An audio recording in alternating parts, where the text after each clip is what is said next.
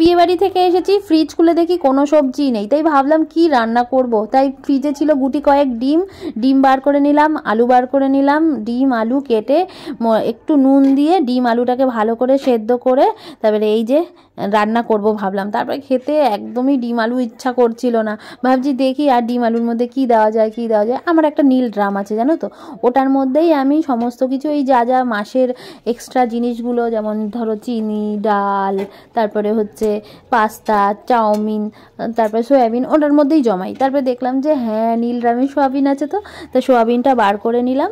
আর ভাবলাম যে ভালোই হবে, ডিম আলু সোয়াবিন দিয়ে একটা ভালো গরম গরম ভাত থাকবে, সাথে কিন্তু এই টেস্টি রান্নাটা খেতে ভালো লাগবে। আর রাজা ওইদিকে ড্রয়িংয়ে বসেছে, তাই আর ওকে বললাম না যে একটু বাজার থেকে সবজি এনে দাও, মাছ এনে দাও।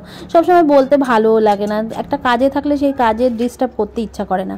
তাই এই যে ভাবলাম যখন রান্নাটা করছি সুন্দর করে তোমাদের সাথে একটুখানি শেয়ার করে দিই।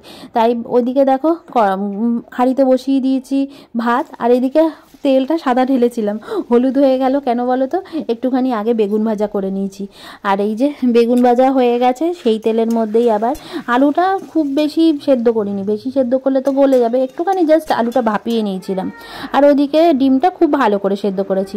দেখো ডিম সেদ্ধ করে ডিমটাকে ভালো করে একটুখানি কাট করে দিলাম যাতে ভালো করে মশলাটা ঢুকে যায়। আর এদিকে দেখো নুন হলুদ দিয়ে আলুটাকে খুব ভালো করে ভেজে নিয়েছি। এরপরে এই ডিমগুলো একটুখানি ভাজাভাজি করে নেব। আর ক পিস ডিম দিয়েছি দেখেছো, 8 পিস, কারণ আমি ফোন করলাম বোনকে যে এই দেখ আলু সোয়াবিন দিয়ে ডিম রান্না করছি। জিজ্ঞেস করলো কি রান্না করছিস, তো বললাম ওই কথাটা, বললো আমার জন্যও কিন্তু তাহলে এই রান্নাটা করবি। তাই জন্য বোনের জন্য 2টো ডিম নিলাম, আর বাবা আছে যেহেতু বাড়িতে তাই জন্য মানে টোটাল 8টা ডিম লাগবে, 8টা ডিম নিলাম। আর এরপরে আলু ভাজা হয়ে গেছে, ডিম ভাজা হয়ে গেছে, সোয়াবিনটা ভাজা হচ্ছে কিন্তু খুব ভালো করে ভাজতে হবে। মানে একটু নুন হলুদ মিশিয়ে সোয়াবিনটা যদি খুব ভালো করে ভেজে নাও না, মানে সোয়াবিনের টেস্টটা কিন্তু খুব সুন্দর আসে। আমি যখন এমনি আলু সোয়াবিন রান্না করি তখনও কিন্তু আমি সোয়াবিনটা ভেজেই রান্না করি। অনেকেই আছে কাঁচা সোয়াবিন দিয়ে দেয়, কিন্তু সোয়াবিনটা ভেজে রান্না করবে দেখবে খুব সুন্দর লাগে। তাই এই যে অল্প পরিমাণ আবার একটুখানি কড়াইয়ে সর্ষের তেল দিয়ে দিলাম। প্রথমে তো রিফাইন তেল দিয়ে করেছি ভাজাভাজিগুলো, এরপরে সর্ষের তেল দিয়ে দিলাম।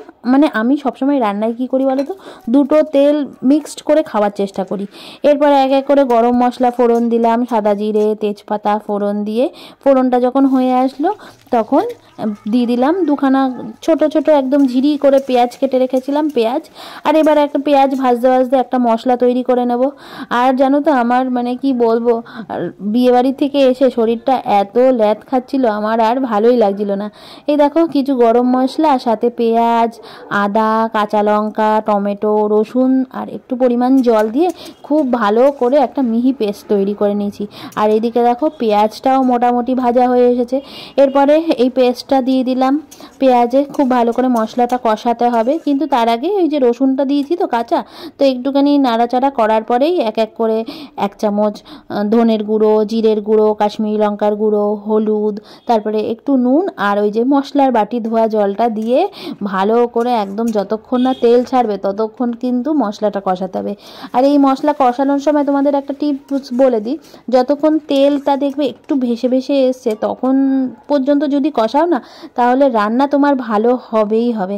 আর এই যে দেখো একটুখানি যখন কষে কষে এসছে ওই সময় আমি একটু টমেটো কেচাপ দিয়ে দিলাম, এতে কালারটাও ভালো আসে আর খেতেও বেশ সুন্দর হয়।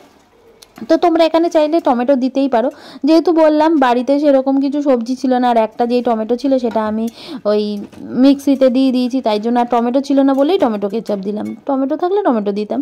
যাই হোক এরপরে সোয়াবিনগুলো দিয়ে দিলাম, ভালো করে সোয়াবিন দিয়ে মশলা দিয়ে কষিয়ে নিতে হবে। আর কষানোটা ভালো হলেই কিন্তু রান্নার টেস্টটা দুর্দান্ত হয়।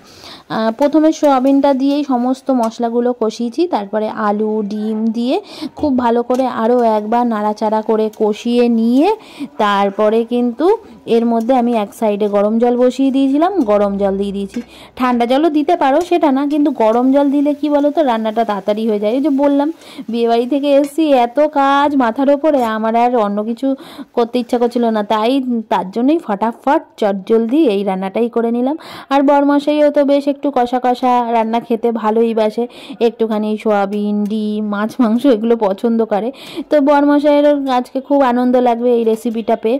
দেখো কতটা এক কড়াই কিন্তু রান্না করেছি। তো এই এক কড়াইয়ের মধ্যে থেকে আমরা তো খাবোই, আবার একটুখানি আমার বাপের বাড়িতেও পাঠাবো। সবসময় কোনো রান্না করলে মা তো আমাকে যেমন দিয়েই যায়, আমিও কিন্তু স্পেশাল কোনো রান্না বান্না হলে মাকে দিয়ে আসি। দেখো এই যে একটুখানি ঘন গাঢ় করার জন্য অনেকে দেখেছি কি আটা একটুখানি জলে গুলে দেয়, কিন্তু আমি যখন রান্না করি কখনো আটা জলে গুলে দিই না। আমি একটুখানি কি করি বলো তো, আলুটাকে একটু ভেঙে ভেঙে দিয়ে দিই, তাহলেই হয়ে যায়। একটু ধনে পাতা দিলাম, তারপরে একটুখানি চিনি দিলাম। তো রান্নার ব্যালেন্সটা মোটামুটি ঠিক হয়ে যায় চিনি দেওয়াতে।